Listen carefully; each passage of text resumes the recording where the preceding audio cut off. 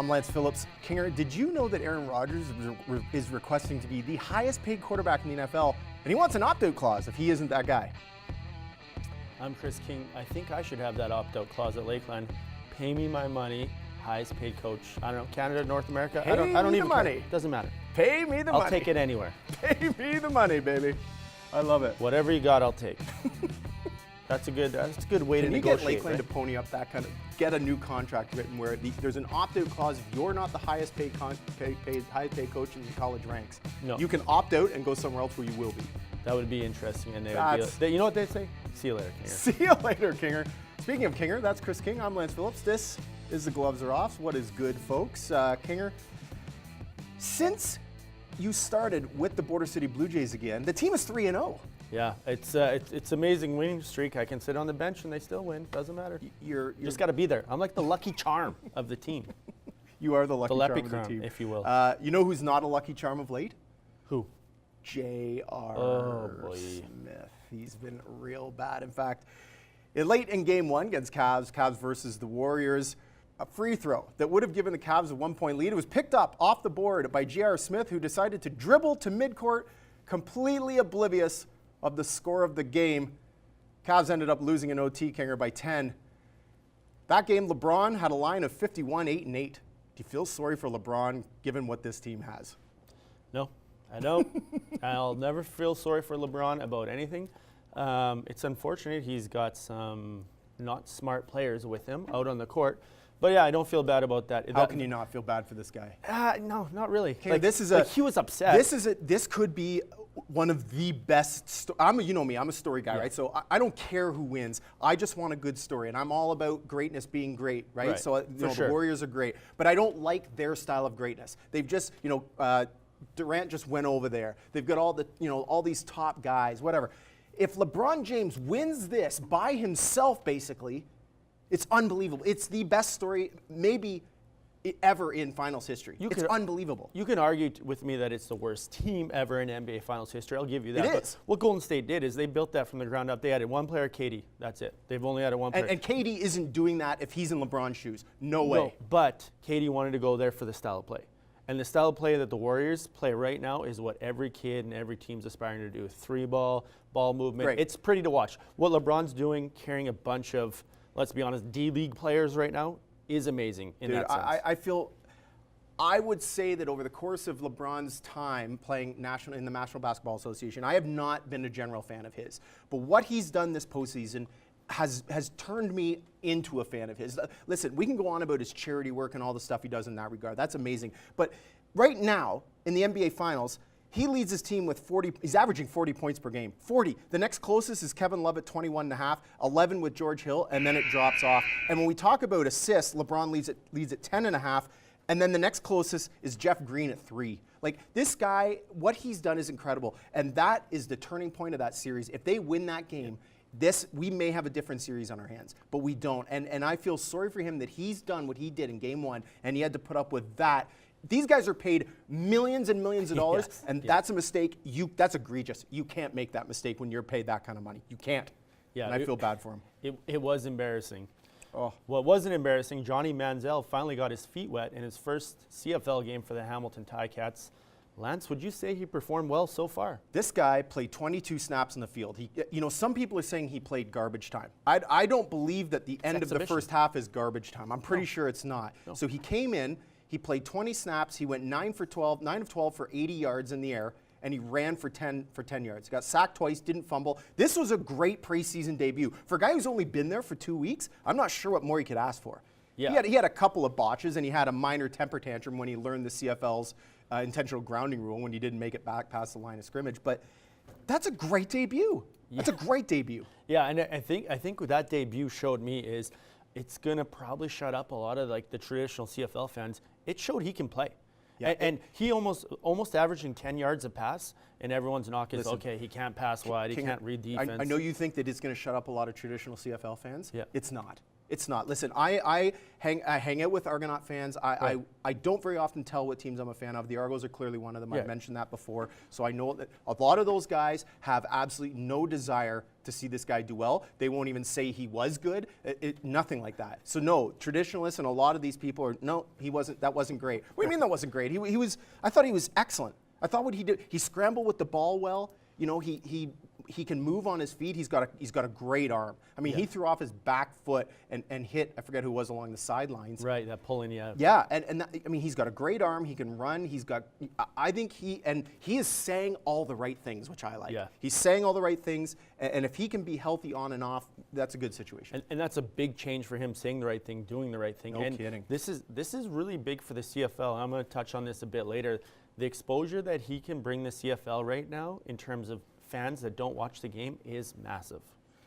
I think that you can't help but watch that and think, wow, this is great. I never expected a guy who's been with this team for 2 weeks, who's never ever played a down of CFL football, frankly, who's barely played a down of any kind of football in the last 3 years, to do this. That's a boon for the Hamilton Tiger Cats. And you know, I still will stand by. I believe he's going to start the season. June Jones has stepped up and said he's not, but he's going to get another start in the preseason. He's actually going to start in the preseason. They expect him to against Montreal. And look out if he's good. if he's good, I would expect that he's going to be the regular season starter if he plays better than Jeremiah Masoli does. That's a great start, I'll tell you right now.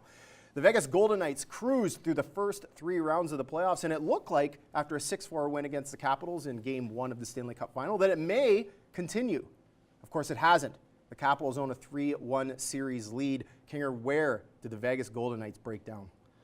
I think they broke down when Holtby dove across the net to make that save. Was that not the series changer? That was the turning point of the series. Like, you see a play like that, and you're like, oh my goodness, that would have changed the game. It would have changed the series. They score that goal, and now Washington's in command right now and on the doorstep. I know we didn't really talk about this much before we came on air here, but that is exactly what I had. That's the turning point. If he doesn't make that save, it's 3-3. It's going to overtime. Who knows what happens? Yep. Maybe it's a 2-0 lead for Vegas. It's not. It's a 1-1 series at that point. And yeah, that was the turning point of the series. The other thing we're seeing too is we're seeing Washington really slow down the pace of the game. They're really slowing it down, which Vegas isn't used to. And they're becoming frustrated.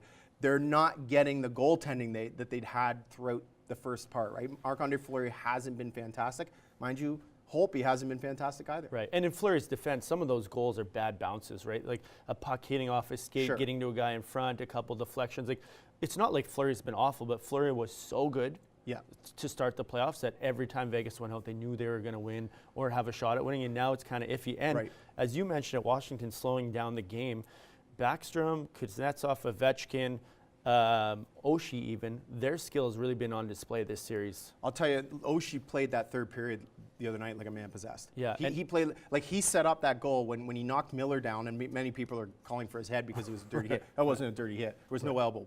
Miller actually kind of tried to hit him, and he passed it over.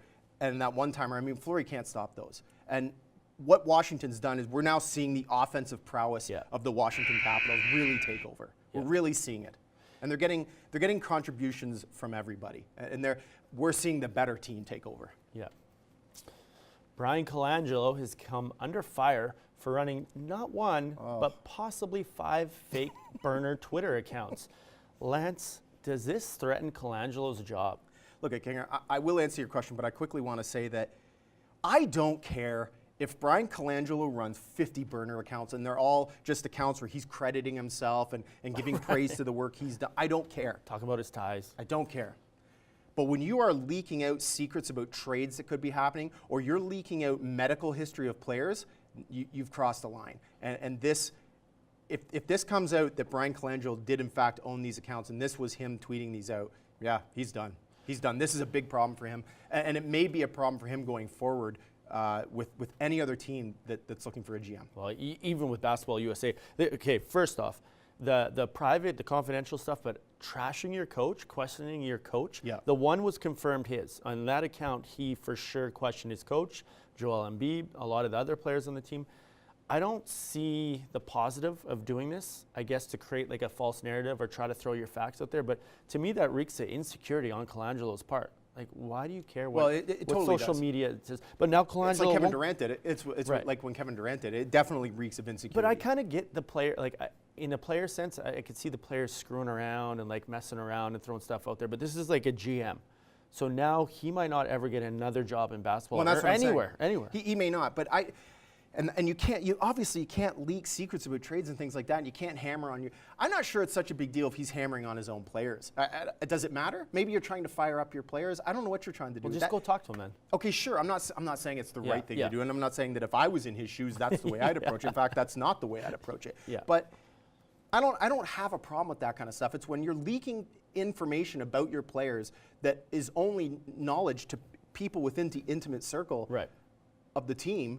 That's a problem, and that is going to be grounds for dismissal for this guy. I mean, it's not a good situation. No, confidentiality.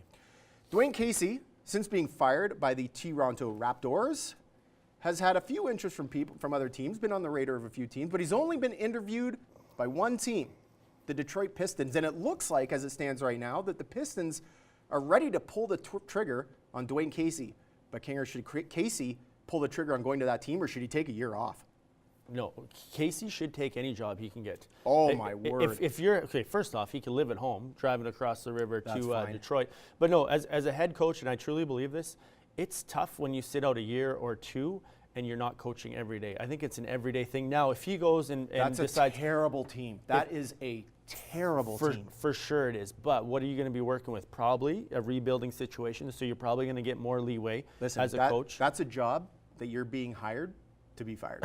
Right. You're being hired to be fired there. You know, how good is this team realistically? Do they even have a chance of making the postseason next year? Maybe. Like Maybe they eight sneak seed, as in eight an seed. 8 team. Yeah, Maybe. yeah. But this is not a good team. And Blake Griffin is not getting better. No. In fact, as he No. ages, he is declining.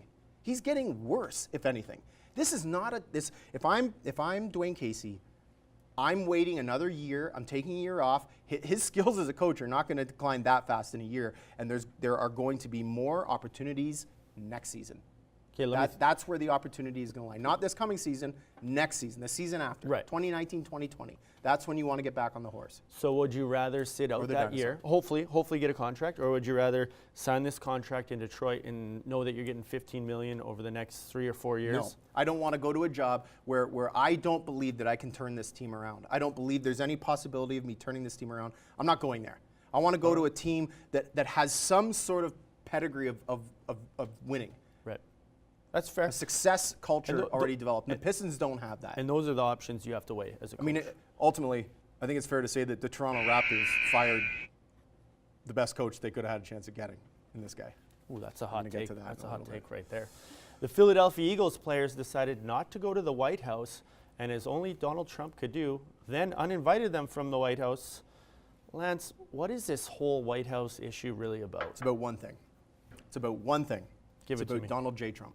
That's what it's about. Yeah. This has nothing to do with the anthem. This has nothing to do with the flag. This has nothing to do with the military. This is 100% all about Donald Trump.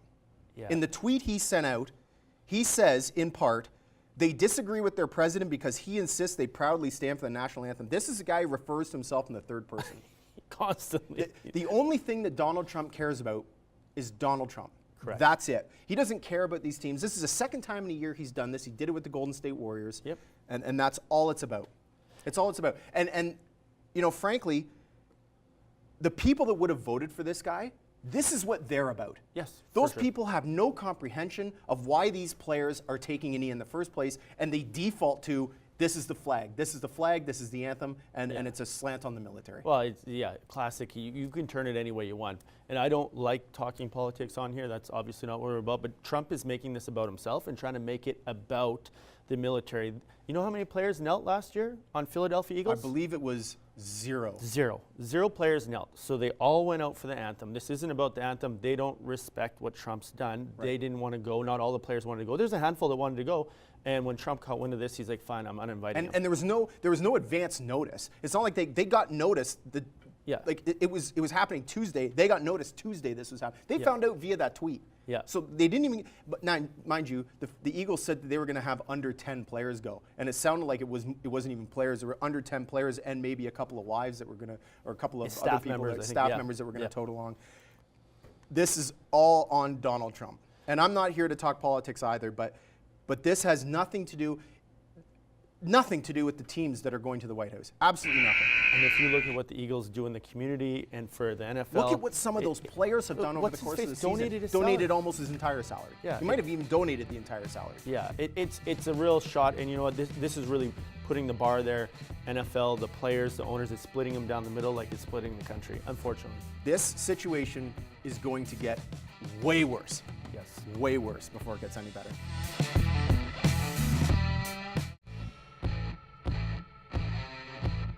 We're back. You can keep your gloves on, but ours are off. Welcome back. Bold predictions. We haven't done bold predictions for a little bit, and I believe that coming up here, maybe next week, we got to revisit these because there's been a few that are. Well, weird. We missed on bold predictions. It's hard to believe. I can't believe that would happen. It's hard to believe. We'll start it off today, Kinger. So I've been adamant every month, April, May. Yeah. I've predicted where the Blue Jays are going to land. Right. I did a great job in April. You did. Knocked it May out of it the was park. not so hot. Yeah. I believe I said that the Blue Jays would end up 8 games above 500 by the end of May because there were 4 games starting the month. Yeah. You were optimistic. Yes. Entering play Tuesday, there's 7 games below 500. So they're not so good. quite there. So I'm going to say that it's in June, it's 26 games. Blue Jays are going to go 10-16. That's bold and possibly going to be accurate. That's not a very good ball club right No, it's now. not. It's not. And I mean, they've got a few games. They got the Orioles coming up for 4 games. Must wins. They've got Tampa Bay. They should feasibly win at least. I think they can win 4 or 5 of those games. They've got Houston, who they probably won't win a game against. The Yankees. Yeah, they've got some unfavorable matchups, but they have a few that they could squeak out wins. There's a lot of problems across the board with That team is. That team's a disaster. And I'm going to parlay onto yours. Please do. So sticking with the Blue Jays right now, bold prediction that Josh Donaldson will be playing first base for the Toronto Blue Jays by the end of this season. Full-time first baseman. And that is because Vladdy Guerrero will get the call at some point this year because it's just spiraling down. They're losing fans. They've got to get some interest up. I think they'll call him up in August or September. what do you do with Smoke? Smoke goes to DH. Smoke goes to DH, and Morales goes home. Just Morales goes home. Go home. Send him Morales. wherever he's from, Dominican. Okay, so I would agree with that to some extent. However, my next bold prediction is that both Josh Donaldson and Jay Happ will be traded within the next 2 months. So now you're jumping on my trade Donaldson bandwagon. You know a me, year I was late. adamant about not trading these guys. Well, especially Donaldson. At the beginning of the season before it started, I said this is a team that, first of all, I didn't see this team being as bad as they are right now. Right. Okay. Now they've been without Troy Tulowitzki for 22 years. And he's been gone for a full 22 seasons. And Josh Donaldson on the DL as well. I didn't see this happening. Right. So I figured, this is a team that could be competitive, maybe for a second wildcard spot, maybe keep the guy. Now he's got to go now because his value may actually be declining. It is declining, and this is the reason why I was on that last year. Is an old team getting older, you don't get better. Right. You always see the decline. So Josh Donaldson won't be playing first base for the Blue Jays. Okay. He'll be playing third base for some other team somewhere else. It's not the Braves, not the Braves. All right. I'm going to switch gears a little, heading back to the CFL. Yeah. Johnny Manziel, who may start this weekend. If he starts this game, he's going to throw 4 TDs. I thought you were about to say 4 interceptions.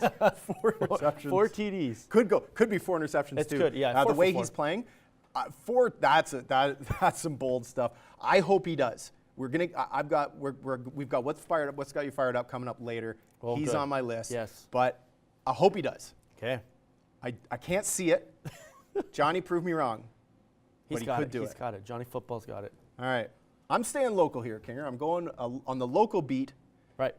What do you got? This has been an outstanding season for Lloydminster Comprehensive Barons Rugby. Both teams, especially the girls' team. Dominating. The girls' team is unbelievable. They're 19-0. That's good. Real good. They have like 800 and some odd points for. Right. This could be the best team they've ever had. I've got the Barons girls winning gold or silver at provincials this weekend. That'd be awesome. That'd be huge for the school. Huge for the school. The boys' team is in tough. They're going to have a very, very tough matchup to start. They're going to play one of the top 2 teams in the province. Mind you, so are the girls according to the seeding, but I believe that those Barons girls are that Right. team is one They're of the that top two good. in the province. Yeah. And that goes this weekend, correct? Yes. In Calgary. Okay, that's exciting. I'm excited to see how they do. I am too, and that's been a boon to cover this season because they've been a lot of fun to be around. It's been a really great atmosphere. The coaches love it. Players are really enjoying it. Yeah. Those girls they're good. That's awesome. They are good. Like, yeah, real good. Kind of real good. Sticking with kind of really good. After this NBA Finals, the really good LeBron James will be playing next season in a Houston Rockets jersey. I hope so.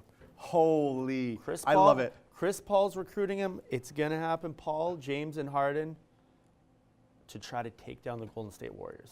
If that's the team, I can't wait to see the Western War that begins. That'll be the ultimate best of 7 Western Conference final no, ever. There's no way Golden State can beat that team. I don't believe I don't believe there's any way Golden State can stay. Golden State right now is barely beating a Cavs team that has nobody under LeBron. If That's he true. plays with Harden as well, Yeah. there's no chance. I want to see it. I want to see it. The basketball in me wants to see those two teams go against each other. I think it would be Who wins? Who wins? It's Game 7, final shot. It's who hits it. No way. That Yeah. Oh my word. It's good for the Raptors because it gets LeBron into the East. Yeah, Raptors might make it best of first round for once. That's second pretty round. bold, Kinger. What do you got? Alex Ovechkin, who's been pretty good this postseason. Alex Ovechkin is going to be named the Conn Smythe Award winner when the Washington Capitals win the Stanley Cup. I like half of that's bold, half of it's mild. Who else can win it? No, Who else it's- can be it- playoff it's- MVP? it's gotta- You could make a case for Holtby, but Holtby hasn't been like, whoa, good kind of guy in these finals. Some games he's been well good. He's been Not pretty. all That of them, yeah. paddle save he made on Yeah. Tuck was unbelievable. I mean, that's the highlight of his finals. Yeah, I think it's very doable. The Capitals obviously leading the series and looking to bring home their championship, right? So I would love to see it. Could you imagine the celebration with Ovechkin winning that? Again, you could take either storyline here, and it doesn't matter which one you take. Yeah. They're both good storylines. You have Vegas winning for the first time, or Ovechkin winning his first cup. Yeah. Equal. Equal. Yeah. Equal. Ultimately, Vegas is going to get. This franchise should be around for a long time, so that franchise is going to get its shot.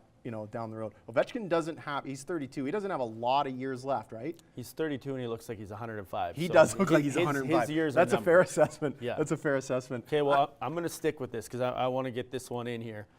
Sticking with the hockey, and I just scrolled down on my page. Marc-Andre Fleury, next game, is going to post a big shutout. A shutout. That'd be his fifth. Pushing the series to Game 6. It's in Vegas. Yeah. I think the atmosphere is going to be electric. He's going to stand on his head.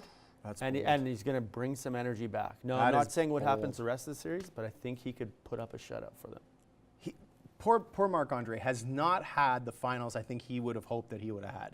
But if he could do that could be a series changer.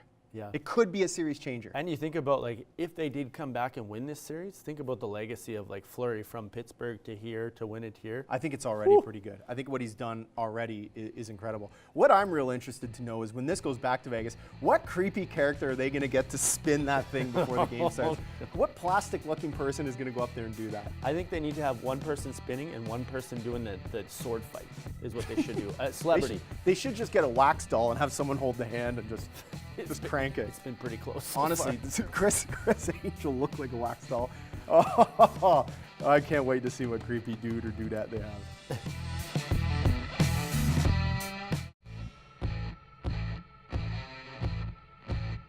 If you can't score, you might as well drop the gloves. All right, so some bold predictions were made. Yep. And they're going to hit, of They're course. bang on, right? All of them. Bang always- on. always All right, hit. we haven't done win or loser for a little bit, so we've got some good ones teed up here. I'll start this one as well, King, Yep. if you don't mind. Throw it out. The loser is the Toronto Raptors. The Toronto Raptors are losers because newest name in the head coaching ring, Kinger, is Šarūnas Jasikevičius. Wow. Do you know who that is? Nobody knows who that is. This is a Lithuanian coach, currently in Lithuanian basketball leagues, Žalgiris Kaunas, if I believe I spelled that or Yep. pronounced that correctly. He's been with them since January 2016. Currently has a 38-40 record, This past season, he went 22-14. This guy is not a guy that's going to coach in the NBA that is going to light it up right away.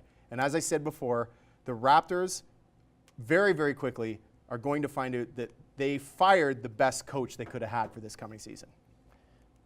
I'm going to argue you on that just for the fact that, first of all, the pronunciation was amazing. That On the name? You knocked that out of the park. That was unbelievable. Look that up on YouTube. He said it exactly right.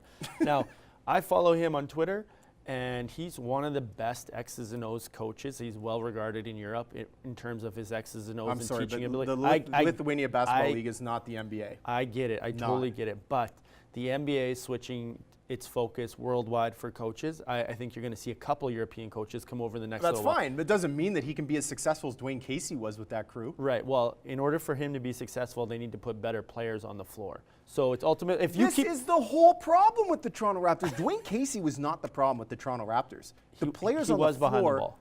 Pardon me? He was behind the mark. It took him 3 years to get into the new NBA. He's very old school as a coach.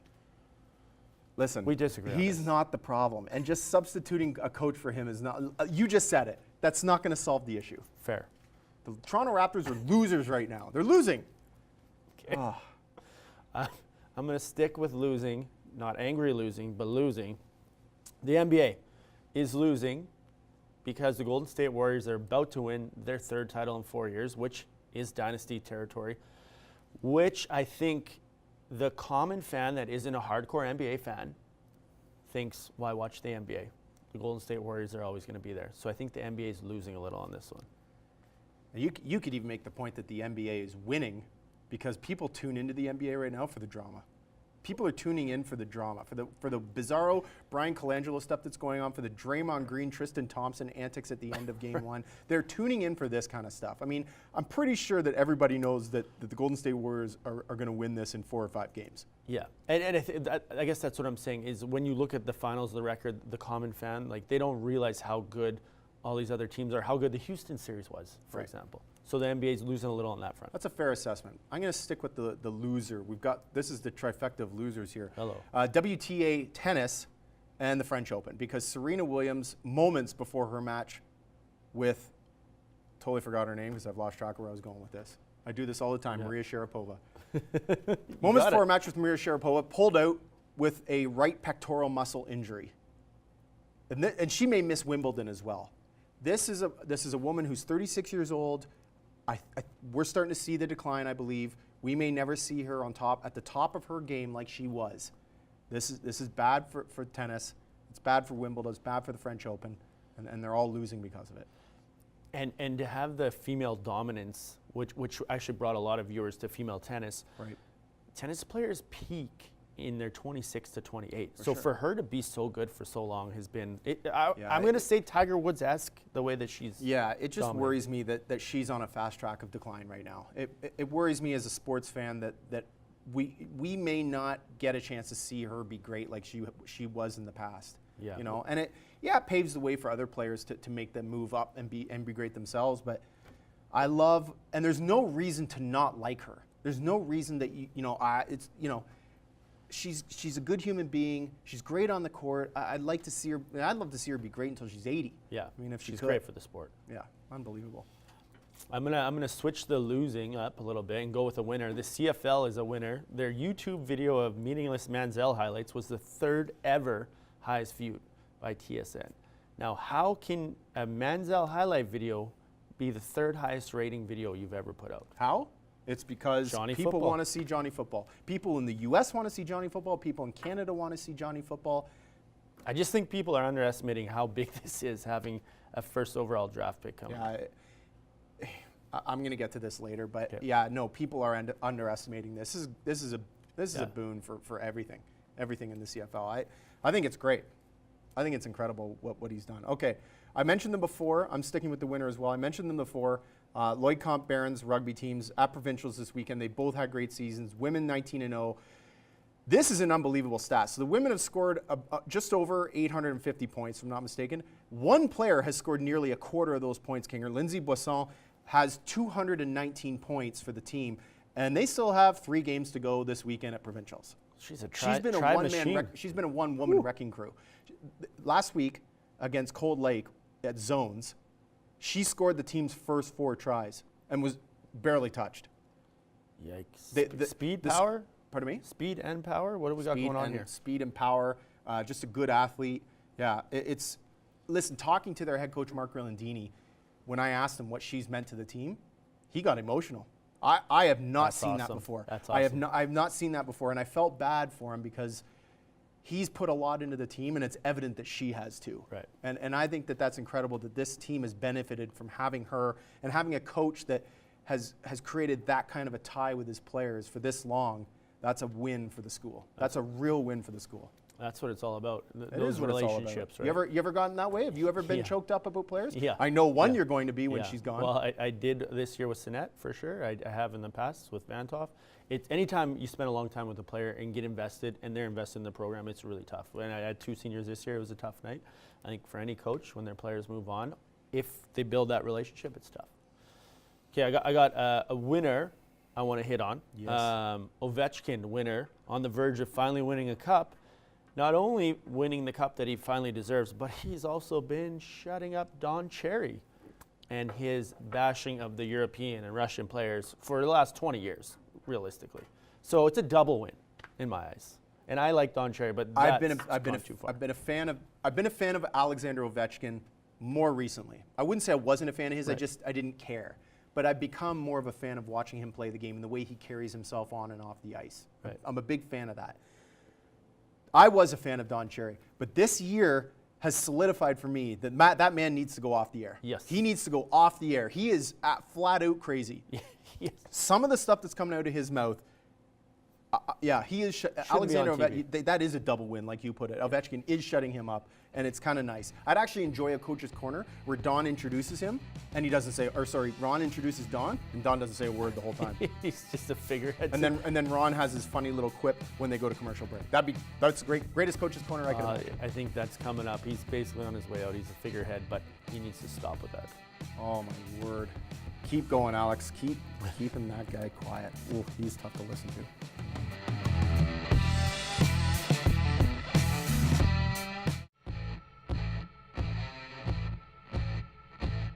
We're back, and the gloves are still off. Back in action is Albert. Tweet. He's got lots of stuff today, Kinger. Tweet. So we got to get at it. We gotta No banter We today. got to get at it. We got to We're get getting at it. We're getting at it. Okay, here we go. Darren Rovell, friend. How could JR not know the score? Me. This is the guy who, during one game, forgot he was in the game. Hey, went to say hello to Jason Terry.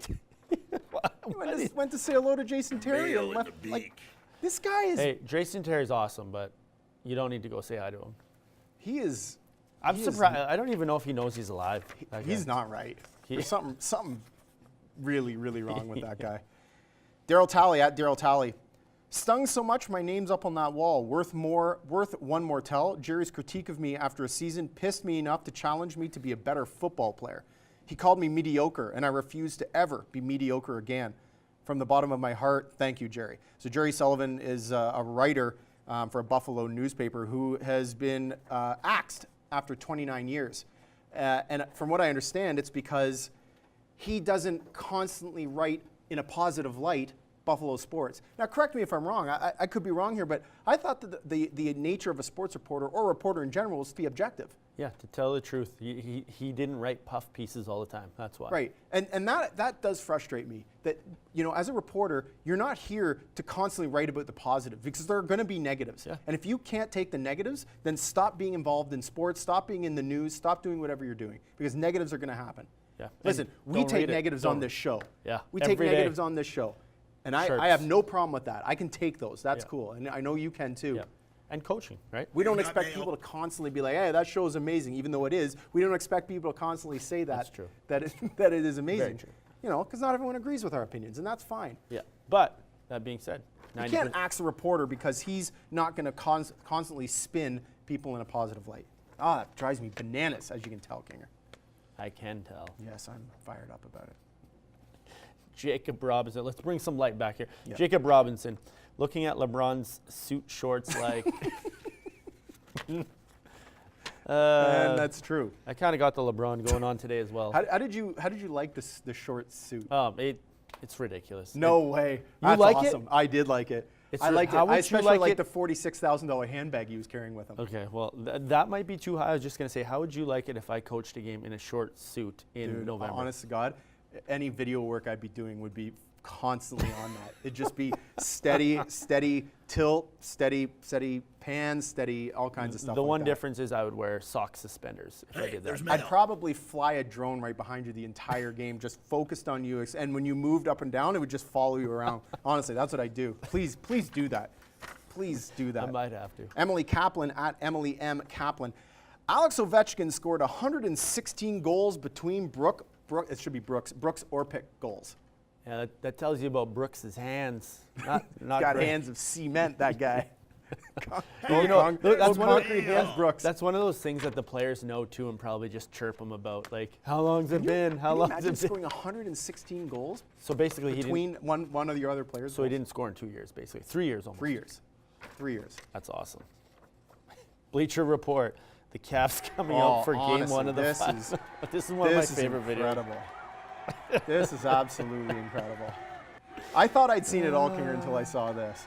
That's Like, funny. this is genius work. Oh yeah, it's amazing.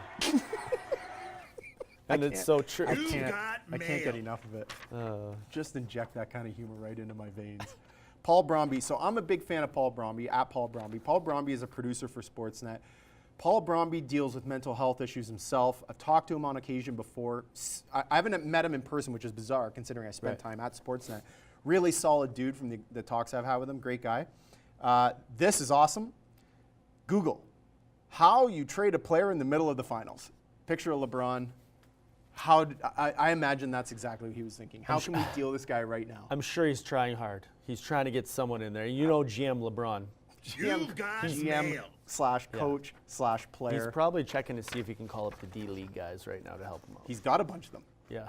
Does he need more? He's got 12. Maybe better D League. Yeah. Or G League, sorry, G League. He could probably pick up players at the comp high school that could play better than that. That's true. Just stand in the corner, shoot threes. I know Holy Rosary's got some players that could definitely be better than some of the guys on that court. Just like I said, stand there and shoot threes. LeBron's out there. Okay, let's keep it rolling here. TSN tennis. Why we love tennis. Rafi Nadal makes a ball boy's dream come true. Honestly, if you don't like Rafael Nadal, you are nuts. This is one of the most amazing things. So a guy I went to school with, buddy of mine, Ian Jodry, he runs the TSN Twitter Okay, page. yep. TSN tennis Twitter page, pardon me. So that's his own racket. That's his own racket he gives to this ball boy that wants to be a part of just swinging a few balls. He just wants to rally for a second. I think the reporter, actually, I'm pretty sure, remember, she said one hit. He wanted to have one hit with Nadal. Standing O. It's incredible. It's probably one of the most amazing videos. Oh, you get a full serve and everything? Oh yeah, and then he just rallies with him. That is awesome. That's what I sports would is all not about. doubt. I would not doubt that this kid, whoever he is, plays pro tennis one day. I mean, if you look at him, he looks like he's got a good swing. He's got a stroke This already. would be. Can you imagine the motivation that you'd have doing this? And this is on national television. Your buddies are seeing this. Oh my goodness. It's a French That's Open. good This is a backhand. major. That's a good backhand right This there. is a major. Yeah. It's unbelievable. I love stuff like that. That's the kind of stuff that makes sports great. Yep. That kind of stuff. This is better. Okay. The score at the score squints. So that sign in the background says NBC needs better commentators. It doesn't get better than that. It's true. That's an incredible sign. It had me thinking about, like, what could you do for TSN? What kind of sign could you do for TSN? Hey, there's Tweet it at mail. us. Yeah, And you let got us a good know. acro for TSN? Send it in. Please send it in. Maybe we'll make a sign out of it and put it up behind here. Probably wouldn't be good for business. The Ringer. With all the commotion tonight, please don't overlook the 100% effort put in by John Gons, left holding his arm steady to get his post-game sound. He's working hard there, eh? And you know what it's like in a suit. Like, it's restricting Yeah. as it is, right? It's not designed to be, the most flexible garment ever. It looks like he's about to straight fall over there, reaching in. He's working hard. Ringer staff works hard. Hey, All right. there's mail. This one's great. Tony X at Solu City. Washington Capitals PR staff trying to come up with a better pregame show than the Golden Knights. We talked about this before we came on. I remember that episode. That show is absolutely incredible. It's a great show. If you're and, not watching It's Always Sunny in Philadelphia, go do it. Yeah, you need It to is get on it. amazing. It's funny. Oh, jeez. Amanda Bellanos I'm pretty sure I butchered that. Just a reminder of what the Tiger effect looks like. And this is the video that goes This along with reaction after an eagle climbed to 5 off the lead on a Friday. Like, people are going berserk here. This is what he does for tennis. For golf? For golf? For golf. Oh my golf? goodness. Talking about tennis. I love this. Okay, real Tiger quick. playing tennis. Ari Shapiro at Ari Shapiro. It's a sad and cruel baseball irony that we're privy to the latest news on Guerrero Jr. smashing dingers with impunity while the big league club struggles valiantly to score runs. It's not fair. Hashtag call him up. Call him up. Send him to AAA. You can't call him up yet. Just call him up. We need some hope. We need I'd something. like to see what he can do in the field. That's what I'm more interested in. Nothing.